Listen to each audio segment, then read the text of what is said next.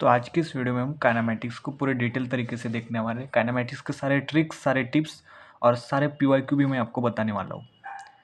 तो काइनेमैटिक्स में हमें पूछ के क्या पूछेगा। एक तो आपको ये याद में रखना है कि अगर आपको कोई सर्कल आर्क दिया है या फिर सर्कल दिया है और उसके बीच का एंगल थीटा दिया है, तो डिस्टेंस निकालने के लिए आपको आर थीटा फॉर्मूला यूज़ करना है और डिस्प्लेसमेंट के लिए 2r sin θ/2। उसके बाद इंस्टेंटेनियस वेलोसिटी का फॉर्मूला तो आपको पता ही है, ds/dt।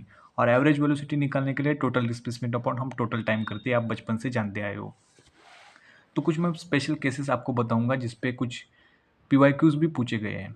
तो सबसे पहले अगर आपको क्वेश्चन में ये कहा गया है कि बॉडी ने आधा डिस्टेंस v1 स्पीड से ट्रेवल किया है और नेक्स्ट आधा v2 से, तो आपको एवरेज वेलोसिटी पूछी जाएंगी। तो इसके लिए आपको ये वाला फॉर्मूला इस्तेमाल करना है, 2v1v2/v1 + v2। इस पे पीवाईक्यू भी मैं आपको दिखाता हूँ। ये देखिए, नीट 2007 एंड 2011 के अंदर पूछा गया है सवाल है। और इतना ही नहीं, तो नीट 2023 के ऊपर भी इसकी बेस पर ये सवाल पूछा गया है। A particle covers half of its distance total distance with speed v1 and rest half distance with speed v2। मतलब सेम फॉर्मूला है, तो इसे आपको याद करना है क्योंकि नीट 2023 के अंदर भी इस पे सवाल आया है और आगे भी आ सकता है, 2007 2011 में भी आया है। इसी की तरह और एक स्पेशल केस है कि अगर बॉडी ने आधा टाइम v1 से किया और आधा टाइम v2 से ट्रैवल किया, तो उसकी एवरेज स्पीड पूछी जा सकती है। ये सवाल नीट 2007 2011 और 2007 में नीट नहीं थी तो कोई और एग्ज़ाम थी, उसी में पूछा गया था। और 2023 के अंदर भी इसी के बेस क्वेश्चन पूछा गया था। आपके नीट में 2025 2026 में इस पर भी पूछ सकता है, कोई भरोसा नहीं। उसके बाद स्पीड के बारे में आपको सवाल पूछेंगे, तो पूछ के क्या पूछेंगे, तो स्पीड के बारे में तो आप जानते हो, टोटल डिस्टेंस और टोटल टाइम होती है। और एवरेज स्पीड जो होती है greater than equals to average velocity होती है। और instantaneous speed is equal to instantaneous velocity है। इस पर आपको स्टेटमेंट बेस्ड क्वेश्चन पूछ सकते हैं। उसके बाद एक्सेलरेशन के बारे में तो आप ही जानते हो, acceleration is equal to dv/dt होता है, यानी कि final velocity minus initial velocity upon time. इसे हम फिर dv/dx भी लिख सकते हैं, वेलोसिटी इंटू dv/dx। इसी के बारे में बाद में आपको और एक स्पेशल केस बताता हूँ। आपको इस तरीके से भी सवाल देखने को मिलेंगे एग्जाम में। आपको दिया होगा if velocity is equal to √cx + d। इस तरीके से सवाल आया है और आपको एक्सेलरेशन पूछा है, तो सिंपली आपको कुछ नहीं करना है। एक्सेलरेशन के लिए सिर्फ कोएफिशिएंट ऑफ x/2 करना है। यहाँ x को कोएफिशिएंट क्या है, c है, तो इसे 2 से डिवाइड करना है, आपका आंसर आ जाएगा। देखिए, इसी केस के सिमिलर सवाल मैं आपको दिखा रहा हूँ। यहाँ पे भी आपको वेलोसिटी इस तरीके से दी गई है, एक्सेलरेशन पूछा गया है। तो x के साथ कौन सा कंपोनेंट है, -7। तो -7 को 2 से डिवाइड करोगे तो -3.5, ये आपका आंसर होगा। या फिर ए वाला सवाल देखिए, इसमें भी आपको वेलोसिटी दी है √49 + x और एक्सेलरेशन पूछा गया है। तो इसका x के साथ कुछ भी नहीं है, मतलब कंपोनेंट क्या होगा, 1 होगा। अगर 1 से 2 से डिवाइड करोगे तो 0.5 आएगा, तो इसका आंसर हमारा 0.5 मीटर/सेकंड स्क्वायर होगा। उसके बाद आता है आपका 1D मोशन। 1D मोशन को आपको कुछ भी नहीं, आपके बेसिक से जो 9th स्टैंडर्ड में आपने पढ़े हुए फॉर्मूले, वही फॉर्मूले याद करने। v = u + at, v² = u² + 2as, s = ut + half at²। कहीं कहीं आपको क्वेश्चन में इनिशियल वेलोसिटी दी नहीं जाती है, उसकी जगह फाइनल वेलोसिटी दी जाएंगी और आपको डिस्प्लेसमेंट निकालने के लिए कहा गया। तो कुछ नहीं करना है, आपको यही फॉर्मूला लिखना है, इनिशियल वेलोसिटी की जगह फाइनल वेलोसिटी लिखना है और प्लस की जगह सिर्फ माइनस करना है, आपका आंसर आ जाएगा। उसके बाद और कुछ स्पेशल केसेस हैं और इन सभी स्पेशल केसेस पर पीवाईक्यूज भी हैं। सबसे पहले distance covered by object in nth second. nth second के अंदर ऑब्जेक्ट ने कितना डिस्टेंस कवर किया, तो इसका फॉर्मूला आपको याद रखना है, u + a/2 × 2n - 1। तो इसी फॉर्मूले के बेसिस पर पीवाईक्यूज भी हैं बहुत सारे। मैं देखिए, नीट 2021 के अंदर इसी फॉर्मूले के बेस सवाल पूछा गया है। इसी फॉर्मूले के बीच सवाल पूछा गया है, small block slides down a smooth inclined plane starting from rest at time t = 0। Let Sn be the distance traveled by the block in the interval of t = n - 1 to t = n, then the ratio of Sn/Sn + 1। तो ये इसी फॉर्मूले के ऊपर base. उसके बाद आपको ये एक स्पेशल केस याद रखना है। आपको सवाल में दिया जाएंगे, initially velocity is 0 and displacement in each second is in the ratio of odd number होता है। अगर आपकी इनिशियल वेलोसिटी 0 है तो डिस्प्लेसमेंट इन ईच सेकेंड, मतलब 1 सेकेंड, 2 सेकेंड, 3 सेकेंड, पर आपका जो डिस्प्लेसमेंट का रेशियो होता है वो ऑड नंबर के यहाँ पे होता है, जैसे कि S1 S2 S2 1:3:5:7 ऐसे आगे चलता जाएगा। तो इसी के बेसिस पर आपको नीट 2022 के अंदर ये देख सकते हैं, the ratio of the distance travel by a freely falling body in the last first second third and fourth second के आपको नीट 2022 के अंदर सवाल पूछा गया। इतना ही नहीं, तो ये सवाल BHU 2007 के अंदर भी पूछा गया था। मतलब एनटीए सवाल रिपीट कर रही है। The ratio of distance travel by freely falling body in the first second and third and fourth second.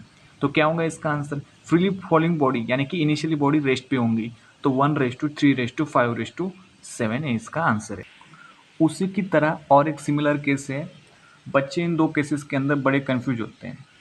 एक केस क्या है, if initial velocity is 0 then displacement covered by body in 1 2 second 3 second कितना होगा। यहाँ पर हमें क्या पूछा गया था, 1 सेकेंड पर, दूसरे सेकेंड पर, तीसरे सेकेंड पर का रेशियो पूछा गया था। लेकिन इस केस के अंदर 1 सेकेंड के अंदर, बाद के 2 सेकेंड के अंदर, बाद के 3 सेकेंड के अंदर का रेशियो पूछा है। तो ये रेशियो जो होगा वो T² के बराबर होगा। क्योंकि हमारी इनिशियल वेलोसिटी 0 हो गई तो हमारा displacement directly proportional to T² हो जाएगा। तो S1:S2 S2 S3 1:4:9 ऐसे चलता जाएगा। उसके बाद आपको इस तरीके से न्यूमेरिकल्स आएंगे कि स्टॉपिंग डिस्टेंस और टॉपिंग टाइम के ऊपर, की कार आई और कार को अचानक आदमी दिखा और कार के ब्रेक लगाया, तो कार कितने समय के बाद रुकी। आपको स्टॉपिंग टाइम पूछा जाएगा, या फिर कार ने कितना डिस्टेंस ट्रैवल किया उसके बाद वो रुकी। तो इसके लिए आपको फॉर्मूला स्टॉपिंग डिस्टेंस के लिए यूज़ किया अपॉन 2a और स्टॉपिंग टाइम के लिए U/E। तो ये जो एक्सेलरेशन है यहाँ पर रिटार्डेशन है, एक्सेलरेशन रिटार्डेशन है, मतलब टाइम के साथ ये घटता जा रहा है। उसके बाद ये सवाल भी बड़े फेमस है, आपको हर एक बुक में मिल जाएंगे कि आपको अगर बुलेट की वेलोसिटी बिकम्स 1/n हो गई तो आपको नंबर ऑफ प्लैंक्स पूछे जाएंगे, या फिर बुलेट्स की वेलोसिटी, बुलेट ने लॉस्ट कर दी वेलोसिटी 1/n तो नंबर ऑफ प्लैंक्स बताओ। तो इनके भी फॉर्मूले यहाँ पे n²/n² अगर आपको क्वेश्चन में बोला गया वेलोसिटी बिकम्स 1/n, अगर क्वेश्चन में बोला गया वेलोसिटी लॉस्ट 1/n तो ये फॉर्मूला यूज़ करना है। उसके बाद आता है आपका motion under gravity. Motion under gravity, motion under gravity का कोई नहीं, सिंपल फॉर्मूले याद रखो। v = √2g, h = ½ t = √2h/g। इसमें दो केसेस बनते हैं, एक ए वाली केस और एक ए वाली केस। ये वाली केस जो है सिमिलर है, आपने जो यहाँ पे देखा स्टॉपिंग डिस्टेंस और टॉपिंग टाइम, उसी तरीके से सिमिलर, एग्जैक्टली सिमिलर है। इसमें कोई डिफरेंस नहीं है, क्योंकि ये इनिशियल वेलोसिटी यहाँ जाकर उसे रुकना है, तो उसने कितना डिस्टेंस ट्रेवल किया यानी कि उसने हाइट, तो ये सिमिलर है। वहाँ पे यूज़ करो अपॉन 2a था, ये ग्रेविटी का केस है इसलिए एक्सेलरेशन यहाँ ग्रेविटी के बराबर हो जाएगा। तो एक केस एग्जैक्टली उसके सिमिलर है। उसके बाद आपको एक ग्राफ का टेबल भी याद रखना होगा कि ST ग्राफ का स्लोप आपको वेलोसिटी देता है, एरिया कुछ नहीं देता है। FT ग्राफ का स्लोप आपको एक्सेलरेशन देता है और एरिया डिस्प्लेसमेंट देता है। इसके ऊपर आपको ग्राफ के बेस क्वेश्चन पूछे जाएंगे या फिर स्लोप दे के पूछे जाएगा। AT ग्राफ का स्लोप आपको जर्क दिया जाएगा, जर्क शायद आपके सिलेबस में नहीं है, और एरिया v-u मतलब final velocity minus initial velocity देगा। एक्सेलरेशन डिस्प्लेसमेंट का स्लोप कुछ नहीं देगा, एरिया v² - u²/2 देगा। तो इसी के बेस पर नीट 2022 में एक सवाल आया था, वो मैं आपको दिखाता हूँ। इस FT ग्राफ का जो स्लोप होता है वो हमें एक्सेलरेशन देता है। हाँ, डिस्प्लेसमेंट टाइम ग्राफ का जो स्लोप होता है वो हमें वेलोसिटी देता है।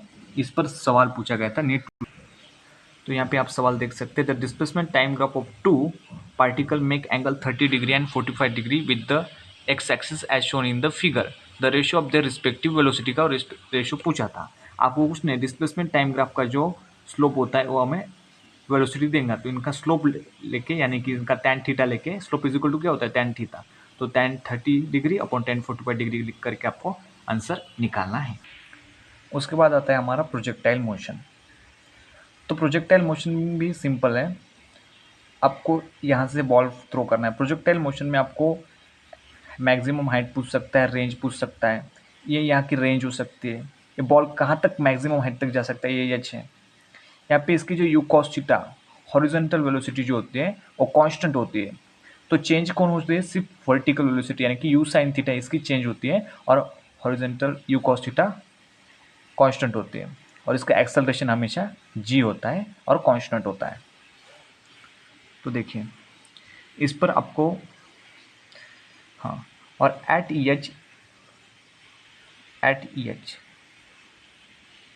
हाँ, तो देखिए vertical velocity, component of velocity, vertical velocity u sine theta हो गई, horizontal velocity u cos theta हो गई, जो कि कांस्टेंट रहती है। देखिए T is equal to time of flight, इस पर आपको टाइम ऑफ फ्लाइट पूछ सकता है, time of flight is equal to T u sine theta upon g, ये फॉर्मूला आपको यूज़ करना है।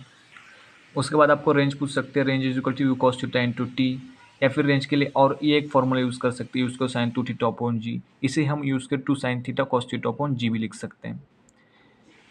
मैक्सिमम हाइट के लिए यूज़ कर sine square theta upon two g है, या फिर मैक्सिमम हाइट के लिए हम और एक फॉर्मूला यूज़ कर सकते हैं 1/8 into G T square. Question में अगर आपको टाइम दिया गया है तो आप ये वाला फॉर्मूला यूज़ कर सकते हो। At theta is equal to 45 degree पर रेंज जो होती है हमारी मैक्सिमम होती है, हम जानते हैं, और वहाँ पर हम अगर हम हाइट और रेंज का रेशियो ले लें तो 1:4 आता है। आपको ये भी सवाल पूछा जा सकता है कि हाइट और रेंज कितने डिग्री पर बॉल को फेंकने पर इक्वल हो जाते हैं, तो इसका आंसर है tan थीटा 4 AP। 76 डिग्री पर अगर हमने बॉल को फेंका तो हाइट और रेंज दोनों की वैल्यू सेम आ जाती है। थीटा और 90 माइनस थीटा एंगल पर फेंकने पर रेंज जो होती है वो सेम आती है। उसके बाद इक्वेशन ऑफ ट्रैजेक्टरी, इस पर भी आपको सवाल पूछ सकते हैं। y is equal to x tan theta minus g x upon two square cos square theta, इसी को मॉडिफाई करके हमने इसका फॉर्म लिख लिया x tan theta bracket 1 minus x upon R. तो यही फॉर्मूले पर आपको क्वेश्चन पूछ सकते हैं। उसके बाद अगर आपको इस तरीके से क्वेश्चन पूछा गया, body has been projected at 50 degree with the speed of 30 metre पर सेकंड, कुछ भी स्पीड दे सकती है, find its velocity when it is moving perpendicular to its initial velocity. तो ऐसे क्वेश्चंस को सॉल्व करने के लिए आपको क्या फॉर्मूला यूज़ करना है, गिवन वेलोसिटी, जो वेलोसिटी गिवन दी है उसे tan 90 माइनस थीटा से मल्टीप्लाई करो, आपका आंसर आ जाएगा। नीट 2022 के अंदर इस प्रोजेक्टाइल मोशन के ऊपर बहुत ही आसान सा सवाल पूछा गया था। A ball is projected with the velocity 10 metre पर second at an angle 60 degree with the vertical direction, its speed at the highest point of its trajectory will be. Highest point पर इसकी स्पीड कितनी होंगी, you sine theta के बराबर होंगी, क्योंकि you cos theta तो कांस्टेंट होगा, यू कॉस थीटा तो कांस्टेंट होगा, तो you sine theta, simple you sine theta करके आप इसका आंसर निकालते हो। यू कितना दे, 10 इंटू साइन 60 डिग्री की वैल्यू कितनी होगी, √3/2, तो 5√3 आपका आंसर होगा। बहुत ही आसान आसान सवाल नीट में इस चैप्टर पर पूछे जाएंगे। तो यहाँ तक हमने 1D मोशन पूरा देख लिया और हॉरिजॉन्टल मोशन देख लिया। इसके बाद बचता है ऑब्लिक हॉरिजॉन्टल प्रोजेक्टाइल बचता है और रिलेटिव मोशन का पार्ट बचता है। अगर उसका भी वीडियो आपको चाहिए तो कमेंट में प्लीज़ कमेंट कर हमें बताइए, मैं उसका भी वीडियो आपको भेज दूंगा। Thank you.